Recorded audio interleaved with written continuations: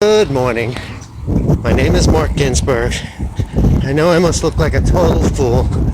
I'm going out for a run so I could do my first ever daily Marc Ginsburg's viral political video. And I have no time to do it because I'm on a crunch every moment of every day. So I'm going to have to use the time when I'm doing something else to speak these important words to you. I don't have the freedom to not have to work for a living and do a whole bunch of other things, but I don't want to get into me. So I'm just one of millions of Americans whose lives have been enslaved by free market capitalism. Now, you may think I'm a socialist, but I'm really not, because I think that's a very shallow and uneducated way to look at things. And you probably think that education is evil. I really hope you don't, but I know that very powerful forces in this country have brainwashed you very powerfully, using lots of money and the power of government to make you think that education is evil. But of course, you'll never pull your child out of school and spend even extra money, if you have it, to send them to a better school. And I know more than half of you agree with me. Thank goodness. I hope it's more than half of you. And that's why I'm here. Because we are at a time right now when the future of our very democracy is going to be at stake.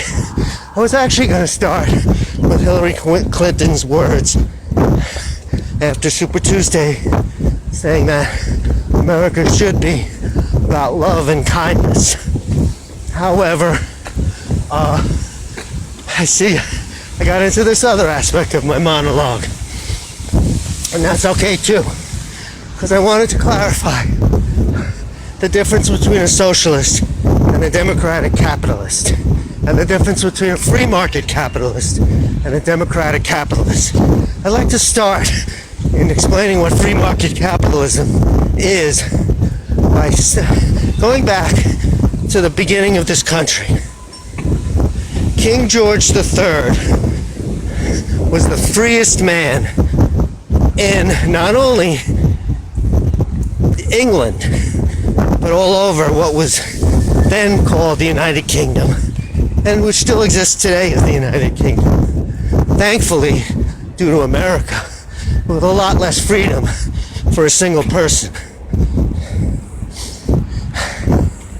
So I'd like to repeat again, King George III was a very free man. So if you believe in freedom, it was probably a good idea. All right, let me clarify that one.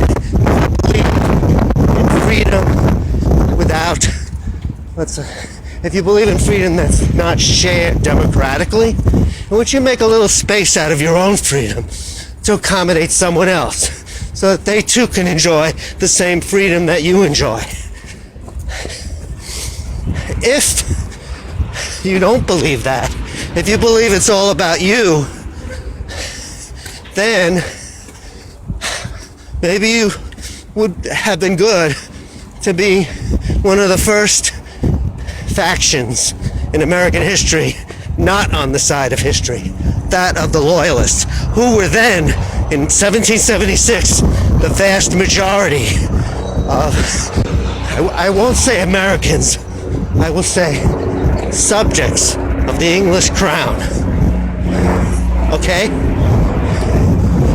The American Revolution was fought to democratize freedom, not to bring freedom into existence, because freedom already existed for one man who got free off the backs of the labor of all of his subjects. And that's something that we need to understand time and time again. So, if you ever hear the term free market capitalism, that type of capitalism is based on the same type of freedom. They use a lot of sophistry. Those are the people that chopped off Socrates' head. They actually made him drink hemlock. But I'm using a poetic license to make my point. Those people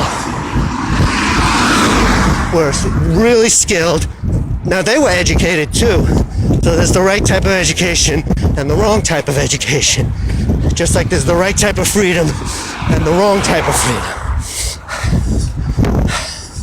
So I guess I'm running out of a little bit of breath. But at least I'm here running and not packing weight into me. I'm pushing myself. Because that's what America's really about. Pushing ourselves beyond the limit. Trying to make and create a more perfect union. Not being content with the one we have. And certainly never wanting to go back to something in the past. That so many conservatives, whether their name is Donald Trump, Marco Rubio, or Ted Cruz, are all appealing to. I know it's hard to see that with all of the fighting they do with each other. But, you know, as in the animal kingdom, animals attack their own species. It's the same. In fact, more killings done by animals of the same species out of the lowest instincts, which is just ego. And that's really what this is all about. Do we want a country run by ego? Or do we want a country run by doing things the right way and about caring about everybody, about believing that everybody's entitled to the same benefits in this world? If you believe that, you need to back whoever can keep the Republicans as out of office as possible.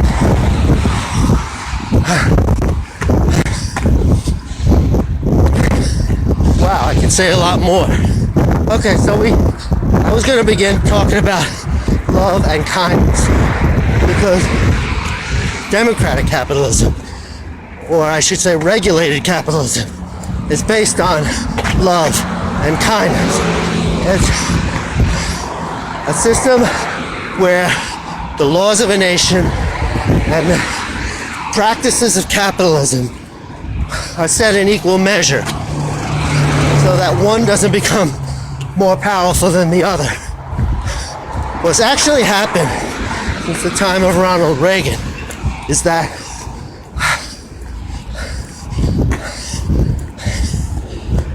greedy capitalists have managed to slowly use the government as a tool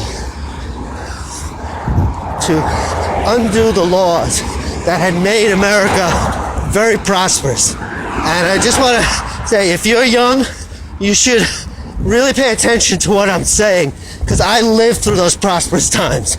And here I am in a much more compromised life, where I have to fucking make a video while I'm running, because I don't even have the time to do it, which I had plenty of back then, when America was prosperous. It wasn't perfect. It was far from perfect. Maybe we went a little too far in the excesses. That's fine. But to roll it back all the way, as has been done the last 50 years, is proof of why free market, unrestrained capitalism does not work, never has worked, and never will work. Selfishness does not create a better society. It's a concept of trickle down, which all of the Republicans embrace. Drip, drip, drip does not work. I think most Americans know that. And maybe Donald Trump is a blessing. Maybe, I say. Because there's a certain disease that's taken hold of too many good people here. It's called Trumpitis. It's far more deadly and dangerous than rabies. And forget about the Zika virus. It blows the Zika virus out of the park.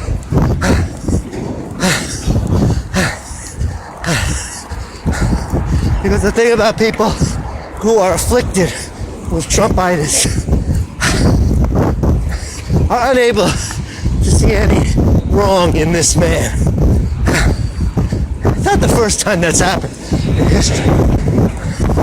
Many cruel people have been elevated to statues they never should have been in history.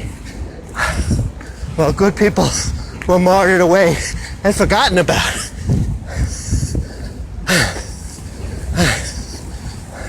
We have a propensity to want to worship people.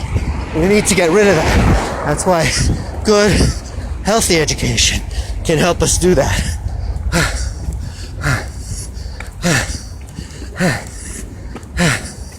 I think I'm going to have to end it. Well, I'm running up a hill now, so my breath is going to be a little more winded than normal.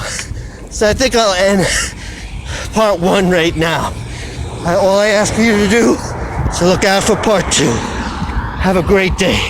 Bye-bye.